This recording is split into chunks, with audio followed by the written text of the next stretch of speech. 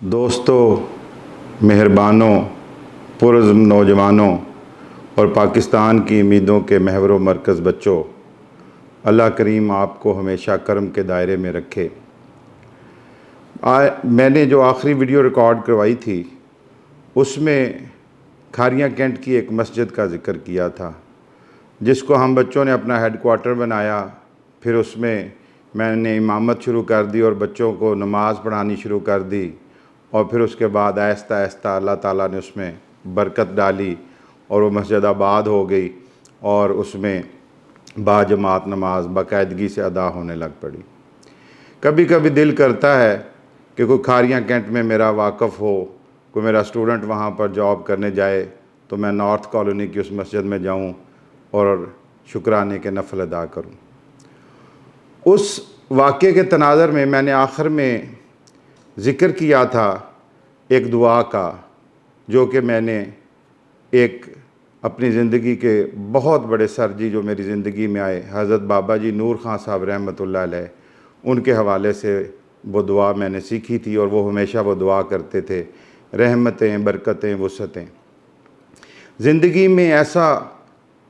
اللہ تعالیٰ آپ کو موقع ضرور دیتا ہے، ایک رحمت کا دروازہ کھولتا ہے، اور پھر اس موقع کو جب آپ اویل کر لیتے ہیں اور استقامت سے اس کے اوپر کام شروع کر دیتے ہیں تو اللہ تعالیٰ آپ کے کام میں برکت ڈال دیتا ہے،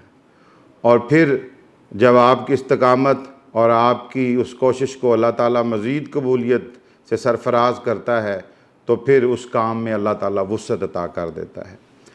تو بابا جی نور خان صاحب رحمۃ اللہ علیہ جو ہے بہت مختصر سی یہ دعا کیا کرتے تھے،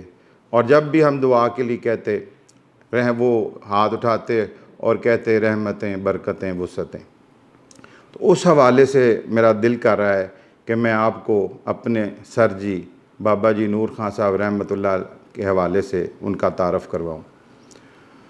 بابا جی سے میری ملاقات میری زندگی کے بڑے مشکل وقت میں ہوئی۔ میرے والد محترم سرجی حق نواز 4 ماہ ہاسپٹل میں ایڈمٹ رہنے کے بعد 15 جنوری 1990 کو ان کی ڈیتھ ہو گئی۔ میں اس وقت 19 سال کا ایک نوجوان تھا یا لڑکا تھا۔ ان کی ڈیتھ کا میں نے بہت اثر لیا، اور اس کے بعد میری زندگی کی ایک بالکل ڈگر بدل گئی۔ میں زندگی سے مایوس ہو گیا، بلکہ اگر میں یہ کہوں اور اعتراف کر لوں کہ میں ایک دہریہ نما شخص ہو گیا۔ جب کوئی لوگ بزرگان دین کی باتیں کرتے تو میں دشنام ترازی کرتا، میں ان کے خلاف بات کرتا، میں برے بھلے الفاظ کہتا۔ اللہ تعالیٰ کی ذات پہ یقین تو بہت تھا، لیکن کوئی مایوسی یا اللہ تعالیٰ سے ایک ناراضگی اور لڑائی اپنی بے سمجھی کی وجہ سے تھی کہ نماز، روزہ اور وضو، غسل، ان سب چیزوں سے میں بے نیاز ہو گیا، اور رات کو ساری رات جو سوچتا رہتا اور دن کے وقت اٹھ کے دوستوں کے ساتھ گپ شپ لگاتا۔ میرے کچھ دوست جن میں صاحبزادہ احمد ندیم صاحب اور جوید اقبال مصطفی صاحب، صاحبزادہ شمیم رسول صاحب، یہ میری زندگی میں آئے اور ان کے ساتھ بڑی گپ شپ ہوئی۔ میں تھوڑا سا زندگی کی طرف واپس لوٹا۔ یہ دوست بابا جی نور خان صاحب کے پاس جایا کرتے تھے، اور میرے ایک اور سرجی جن کا میں نے تذکرہ کیا تھا، حضرت میاں عنایت قادری نشائی رحمۃ اللہ علیہ، ان کے پاس جایا کرتے تھے۔ یہ مجھے بھی دعوت دیتے کہ ان بزرگوں کی محفل میں آیا کرو، بیٹھا کرو، ان سے بات کیا کرو، لیکن میں بڑی برے طریقے سے ان لوگوں کو جھاڑ دیتا اور کہتا کہ میرا ان لوگوں سے کیا تعلق ہے، بلکہ میں بڑے گستاخانہ الفاظ بھی کہتا، اور میں کہتا کہ جی دیکھو، اگر مجھے اصلاح کی ضرورت ہے تو یہ لوگ میرے پاس کیوں نہیں آتے؟ میرے پاس آئیں اور میری اصلاح کریں، میں ان کے پاس کیوں جاؤں؟ بس یہ ویسے ہی یہ لوگ ہیں، اور یہ تم لوگوں نے ایک ڈھکوسلا بنایا ہوا ہے، اور یہ لوگ کوئی ایسے جو ہے اہم نہیں ہیں زندگی میں۔ بابا جی نور خان صاحب رحمۃ اللہ علیہ اور حضرت میاں جی کی میاں محمد عنایت قادری نشائی رحمۃ اللہ علیہ، ان سے میرے ان دوستوں کا تعارف ہمارے ایک مربی محسن دوست رضا الدین صدیقی صاحب نے کروایا تھا، جن کا جو ہے کچھ ہفتہ 2 ہفتہ قبل جو ہے وہ انتقال ہوا۔ اللہ تعالیٰ ان کو غریق رحمت کرے اور ان کے درجات بلند کرے۔ بڑی عظیم شخصیت تھے، نوائے وقت میں نور بصیرت کالم بھی لکھتے تھے، ٹی وی میں آپ نے ان کی تقاریر بھی سنی ہوں گی، نیو یارک میں ان کی ڈیتھ ہوئی۔ تو ان کے وساطت سے اور ان دوستوں کی وساطت سے ان بزرگوں کا تذکرہ تو میں سنتا تھا، لیکن میں ان کے پاس نہیں جاتا تھا۔ یہ ایک اور بات ہے کہ کس طریقے سے پھر میری بابا جی نور خان صاحب رحمۃ اللہ علیہ سے ملاقات ہوئی اور میں کیسے ان کے پاس جانا شروع ہو گیا۔ تو سرگودا میں ایک چھوٹی سی جگہ ہے کوٹ فرید، وہاں پہ ان کا آستانہ ہے اور وہاں پہ وہ چٹائی پہ بیٹھا کرتے تھے اور وہاں پر جا کر جو ہے ہم لوگ بیٹھتے تھے اور ان کی باتیں سنتے تھے۔ بابا جی نے مجھے بہت زیادہ، میں اگر اپنے جو ہے آج کل اس طرح کے الفاظ بولے جاتے ہیں، مجھے بہت لفٹ کرائی جب میں گیا تو، اور میرا بڑا خیال رکھتے تھے۔ میں اس وقت سیاست میں بڑی دلچسپی لیتا تھا اور مجھے پاکستان کے تمام حلقے یاد ہوتے تھے۔ جو جب بھی کوئی بات ہوتے تو وہ کہتے جی راحیل سے بات سنتے ہیں، تو میں بتاتا تھا فلاں حلقے میں فلاں شخص نے الیکشن لڑا، پہلے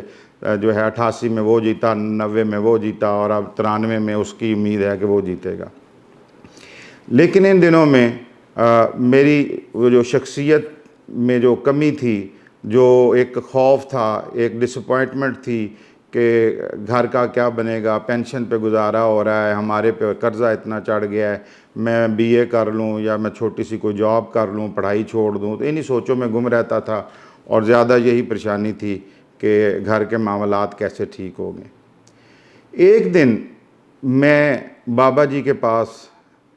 دوپہر کے وقت چلا گیا، اتفاق سے بابا جی اکیلے بیٹھے تھے۔ جیسے کہ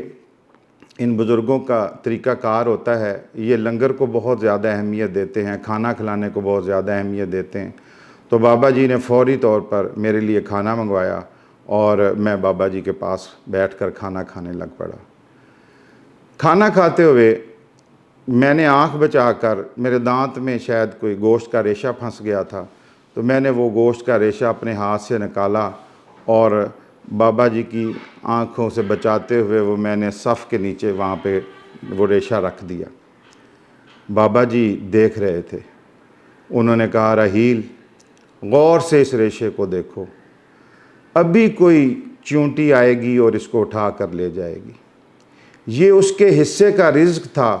جو تمہارے دانتوں سے تمہارے چبانے کے بعد تم نے خود نکال کر باہر رکھ دیا۔ چونٹی بکرا پال نہیں سکتی، وہ اس کو ذبح بھی نہیں کر سکتی، وہ اس کی کھال بھی نہیں اتار سکتی، وہ اس گوشت کے ٹکڑے بھی نہیں کر سکتی، وہ اس کو پکا بھی نہیں سکتی، وہ اس پکائی ہوئی بوٹی کو نرم کر کے ریشے میں تقسیم بھی نہیں کر سکتی۔ لیکن جیسا رزق اس چونٹی کو ملنا چاہیے وہ تم اپنے دانتوں میں خلال کر کے اور اپنے دانتوں سے خون نکال کر بھی باہر نکال دیتے اور وہ اپنے حصے کا رزق لے جاتی ہے۔ تو اس وقت مجھے احساس ہوا کہ جو کریم مالک چونٹی کا اتنا خیال رکھتا ہے وہ مجھے بھی اکیلا نہیں چھوڑے گا۔ ہم لوگ جو اپنے رزق کے لیے پریشان رہتے ہیں، اپنے اللہ تعالیٰ کی شکر گزاری نہیں کرتے،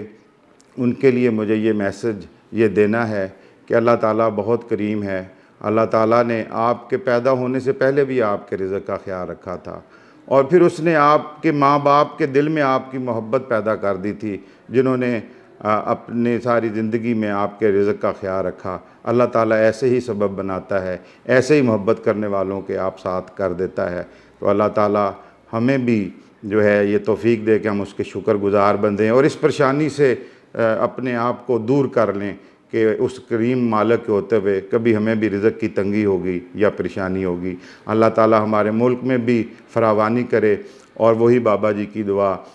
کہ آپ کو اور ہمارے ملک پاکستان کو رحمتوں، برکتوں، وسعتوں سے نوازے، اور ہم یہ نعرہ لگاتے رہیں سدا سلامت پاکستان، تا قیامت پاکستان، پاکستان زندہ باد۔ شکریہ۔